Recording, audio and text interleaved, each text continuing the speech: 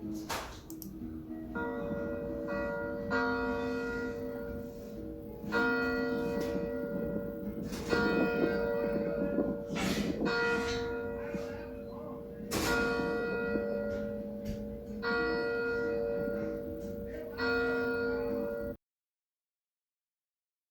good. Good morning. So my name is Jeff Penn, and I'm the architect for the historic preservation project here, restoring the Belfry at Old Becket First Congregational Church.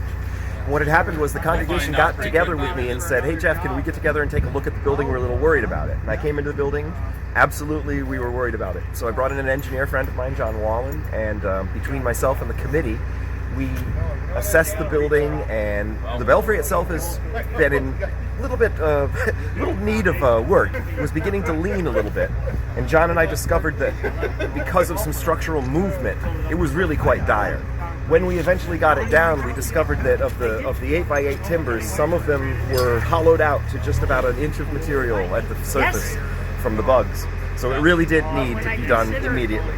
So we have Bancroft Custom as our engineer, as our timber framers, and that's Craig and Peter, who created the replica. Spectacular. They measured everything. It was really a wonderful project. As far as we know about the history of the church, there was another church prior. This church was probably built about 1850. We are not sure when the Belfry was added because there is a roof that's continuous underneath the Belfry. So we almost think that this building had been built without a Belfry in 1850. But relatively shortly afterwards, the Belfry was added. So it's quite an old structure. And as we say, it just became degraded and had to be replaced. And so we've done an exact replica, and here we have it before us.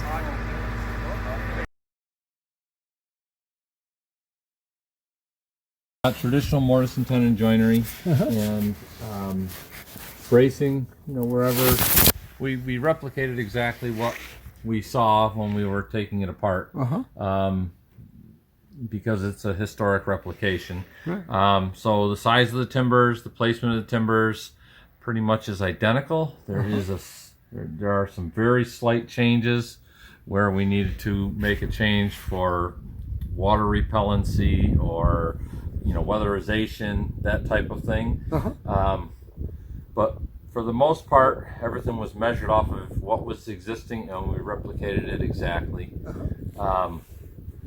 We did attach our exterior trim in a slightly different fashion than the original, because it didn't have, it weathered a lot of years, but there was a little bit of room for improvement.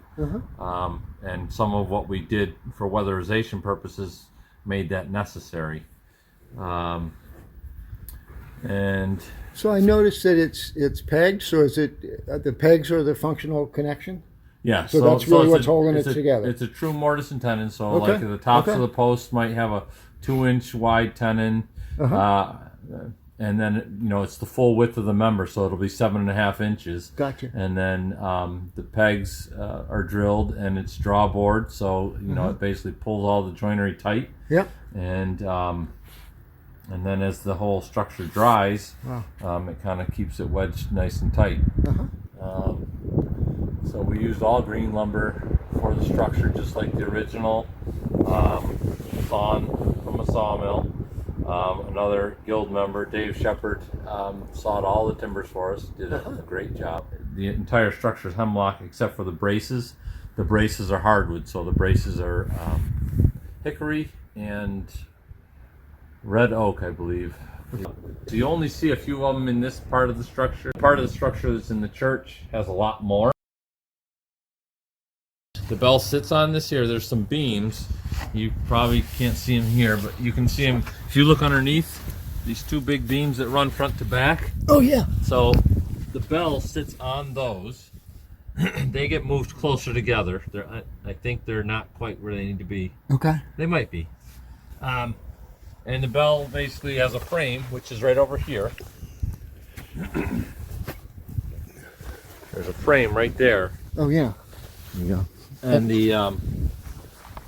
And the bell has it's the bell along with a big cast iron frame that holds the bell as a support structure, and then there's a wheel on it which they use to ring the bell, and so that structure gets bolted to that frame, and then that frame sits on top of the frame inside of here. Okay.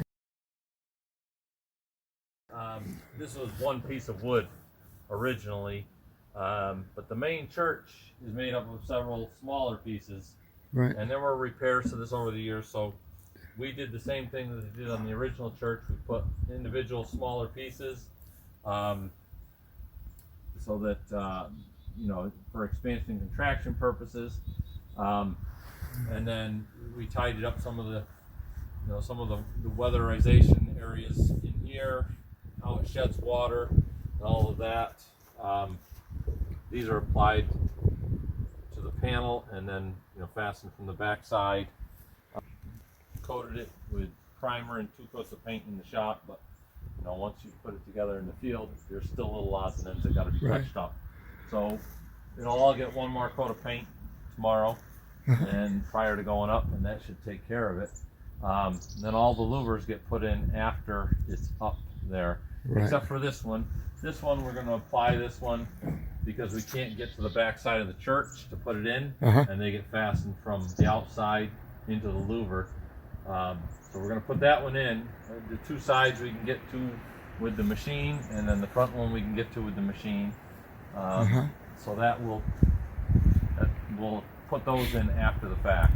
The timber frame structure, we trailered all the timber frame here, all the beams and everything from the sawmill up to the shop, and we built that all, cut all the joinery out in the yard, did pretty much all of that outside, and got all the joinery cut and set those pieces aside, and then once we were done with that, we ordered in some stock, and we milled all the pieces for the outside, so all of the posts, and we made up the blanks to have this stuff turned. All of the moldings, we duplicated everything that was on the original church. We took those off, we sent them off, and they ground knives specific to match the profile, and we put all that back together essentially exactly the way it was. We changed a couple little details on the trim, how it was put together, just so that it would shed water a little bit better, but essentially the profiles are exactly the same. So they duplicate what was here originally. And so the original structure was never flashed really well. It didn't shed water, so what we came up with was this piece here, which is essentially, it's a counter flashing, and so this is attached to this structure, and then the plinth up on top of the church will have its own separate flashing detail. So this essentially becomes a counter flashing, and we set that down over the base flashing that's going to be on the plinth, and so you have the plinth base flashing, and then the counter flashing sits over it, and that's hopefully going to take care of any water issues, and hopefully not let any water in to do what happened to the original to this, to help get another 100-200 years out of it. So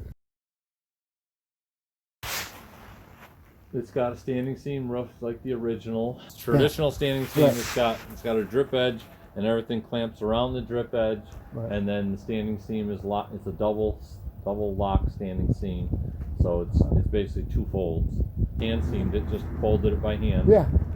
So it is a galvanized painted steel. So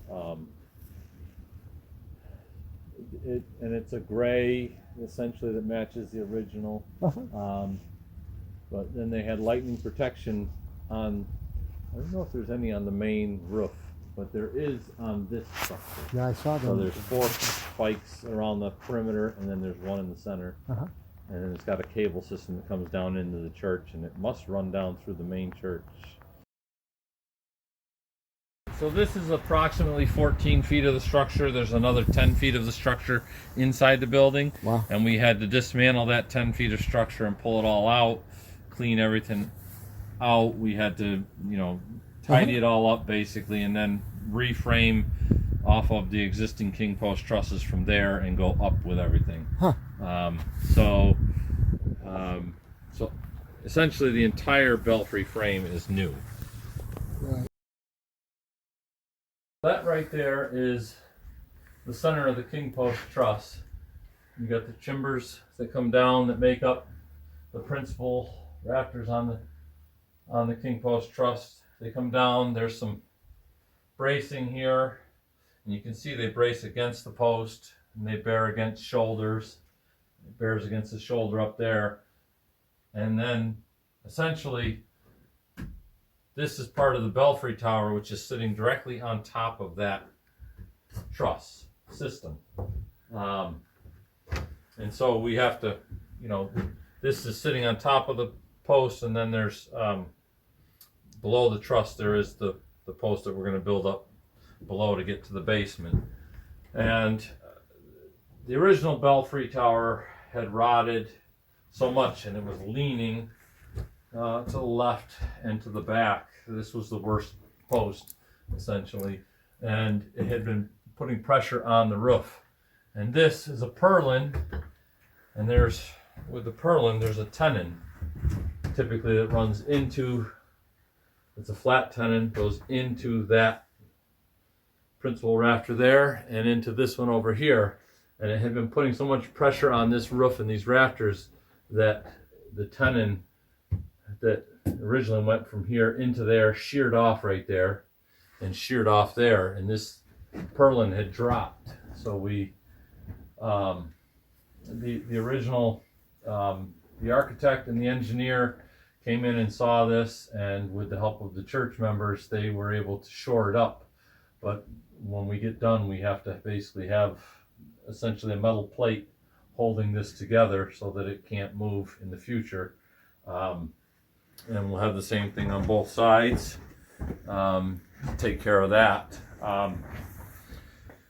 This is the part of the structure that we had to drop through that hole right there, piece by piece, and essentially put it together in place.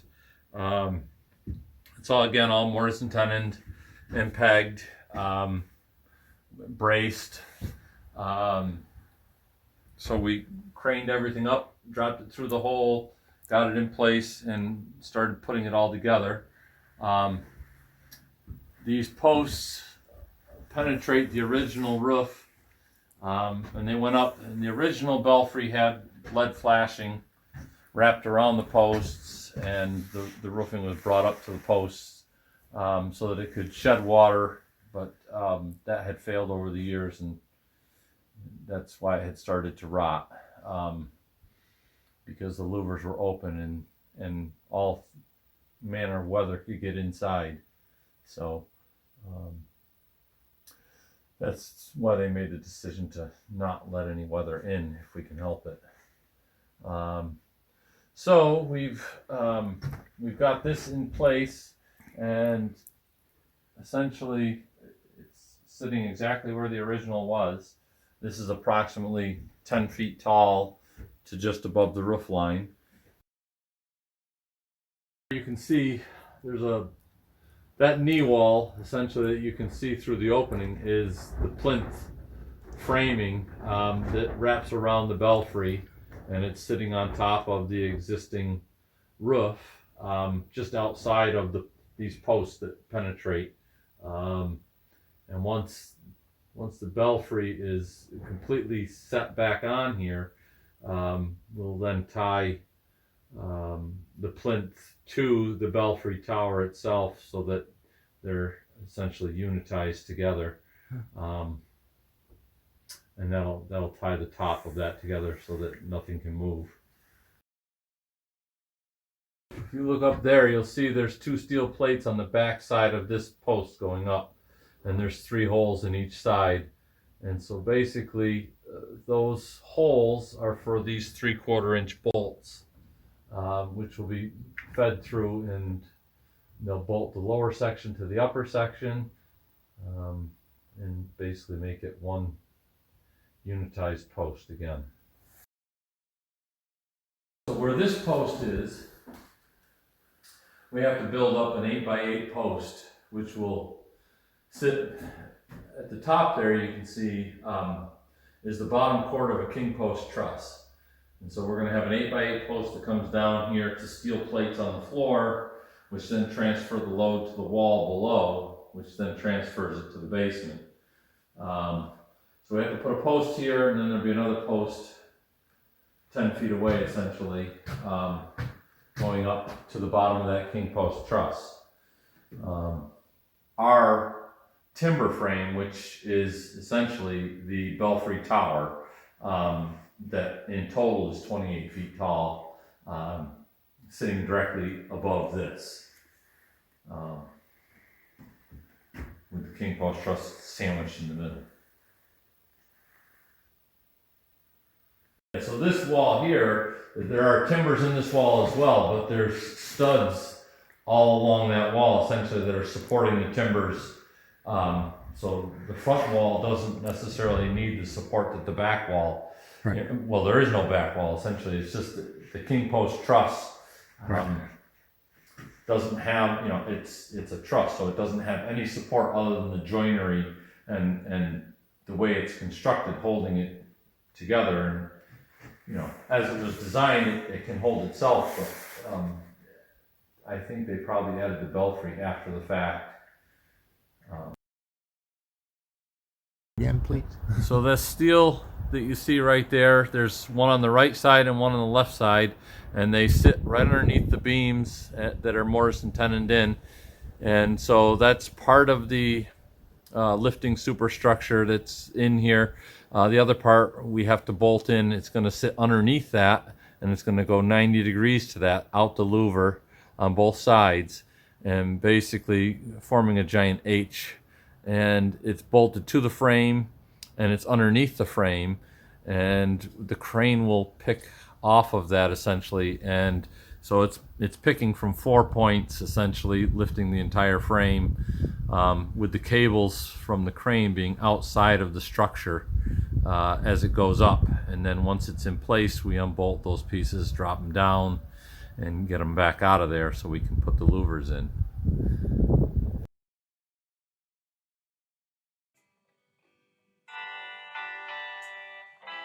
Oh, happy day. Oh, happy day. Oh, happy day. When Jesus was. Oh, when he was. When Jesus was. He washed our sins away. Oh, happy day. Oh, happy day. Oh, happy day. Oh, happy day. Oh, happy day. When Jesus was. Oh, when he was. When Jesus was. He washed our sins away.